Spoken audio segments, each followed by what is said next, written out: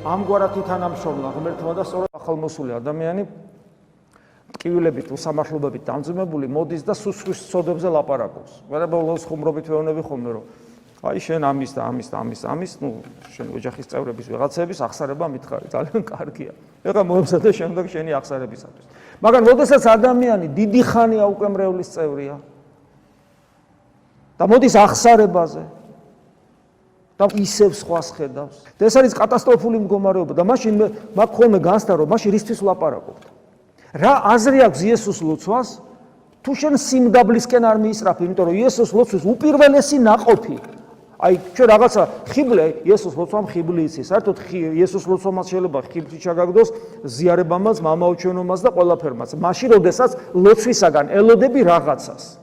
აი მაგალითად რას ელოდები, რომ რაღაცა ნიჭები მიიღო, რაღაცა სულიერად გაიზარდო, თუნდაც რაღაც სასწაული მოგიხდინოს, თუნდაც რაღაც პრობლემა მოგიგვარდეს. აი რაღაცა პრობლემა, ილოცე მოგიგვარდა, ვა, ვილოცე კიდე მომიგვარდა. ეხლა ვიღაცას პრობლემაა, გინდა ვილოცე შენთვის. ხო, ვილოცე მოუგვარდა. ეს თქვენგანად ხიბლის წყარო არ არის?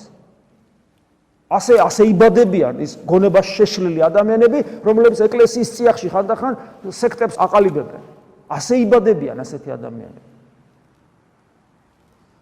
არა და ლოცვის мотивация, როცა ლოცულობ რა არის? შემიწყალე. მადლობა ღმერთს, სიტყვები დაგვიდეს წმინდა მამებმა, შემიწყალე. ხო, სხვა არაფერი ხო არ უთქვია, შემიწყალე. ადამიანი ლოცვის დროს მხოლოდ იმას უნდა ელოდებოდეს, რომ აი შეწყალებული იქნას. რომ უფალთან იყოს და შეწყალებული იქნას. და აი ავაზაკის ლოცვა, რა ავაზაკი იმასაც კი არ ეუბნება, ჯვარცმული ავაზაკი შენთან მამყოფეო, მაგასაც არ ეუბნება, მომიხსენეო, ეს ეხლა ჩვენ ვიცით რომ ეს ერთ და იგივეა, უფლის ხსოვნაში თუ ხარ უფალთან ხარ, მაგრამ იმან ხო ამდენი ღვთისმეტყველება არ იცის, სიმდაბლით იმასაც ვერ ბედავს, შენთან მამყოფე სამოთხეშიო, მომიხსენეო. აი და ამას შეიყვანა ჯორღმულიდან ამოვიდა და სამოთხეში შევიდა. წარმოიდგინეთ. აი ამ სიმდაბლემ იესოს ლოცვის უპირველესი ნაყოფი, ზიარების უპირველესი ნაყოფი, ეკლესიური ცხოვრების უპირველესი ნაყოფი თუ სიმდაბლე არ არის. რამდენი წელს გაგიტარებია, სულ ტყუილად გაგიტარებით აქ. სიმდაბლე რა არის?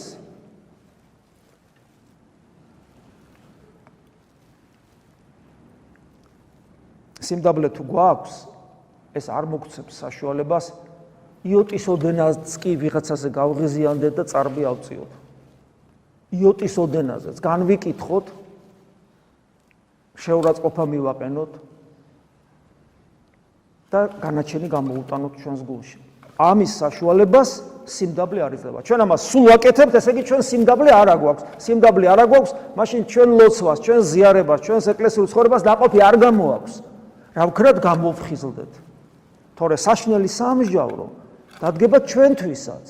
და ნახეთ რა უცნაურია, ჩვენ აქ ჭრელი ვართ. 1000-ნერი ხალხი ვართ. ნახეთ რა მოხდება, შავი და თეთრი. ციკნები და ცხვრები მორჩა. ეს ჩვენი სიჭრელე არაფერს არ გვიშველი, ისო თლაც ცუდი ხო არ ვარ. კარგი არა ვარ, თლაც არ გვიშველი, შავი და თეთრია. შავი და თეთრი.